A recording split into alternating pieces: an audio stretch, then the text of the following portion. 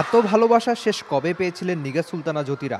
নারী ক্রিকেটে মাঠের সাফল্য খুব একটা না হাসলেও জ্যোতির ভালোবাসা জনপ্রিয়তা রীতিমতো যেন আকাশচুম্বী। সিলেটের স্কুলগুলোতে তারই প্রমাণ মিলল।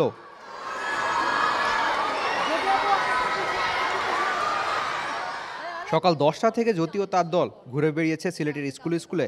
উদ্দেশ্য শিক্ষার্থীদের সাথে দেখা করা, ক্রিকেট নিয়ে আলাপ করা।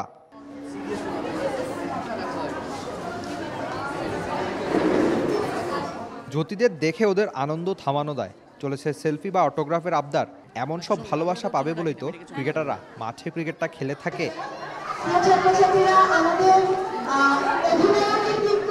সিলেটের লোকজন ক্রিকেট দারুণ ভালোবাসে, মাঠে তার প্রমাণ মিলে। এবার স্কুলের শিক্ষার্থীরাও দেখালো তা। অন্য মেয়েরা যখন পুতুল দিয়ে খেলতো বা হাড়ি পাতিল খেলতো, আমি সেটা খেলি। এমন দিনে স্কুলের শিক্ষার্থীদের যেন সব পাওয়ার একটা দিন। বিসিবির দারুণ একটা উদ্যোগ। না হয় বহু দূরের জ্যোতি মারুফারা এমন দিনে এত ভালোবাসা কোথায় পেতেন? সেটা অনেকখানি কভার করে যায়। স্কুলের শিক্ষার্থীদেরও মিলে গেল দারুণ একটা অভিজ্ঞতা, সাথে এই ক্রিকেটারদেরও। আমার নাম আঞ্জলি ফাতেমা, আমি ক্লাস 7 এ পড়ি।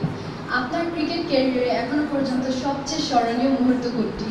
আমার কাছে আসলে সবথেকে স্মরণীয় ঘটনা এটাই যে আমি বাংলাদেশের হয়ে প্রতিনিধিত্ব করতেছি। এটাই আমার কাছে সবথেকে ভালো লাগে, যখন বাংলাদেশের জার্সি গায়ে বাংলাদেশের মাটিতে অন্য দলের হয়ে খেলি। এটাই আমার কাছে স্মরণীয় সবসময়ই লাগে এবং সবসময় এটা অনুভব করি।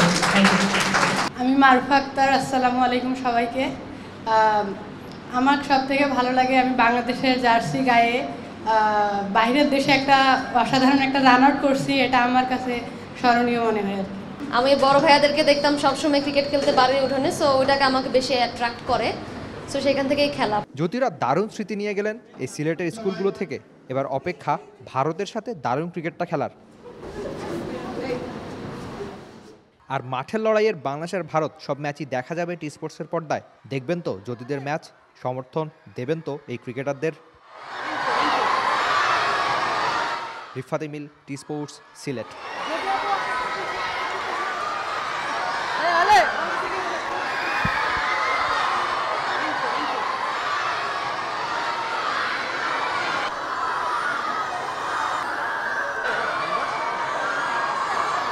For more updates, subscribe to our YouTube channel and click on the bell icon. Follow us on Facebook and Instagram. Download T-Sports app to enjoy exciting games and highlights. Visit tsports.com.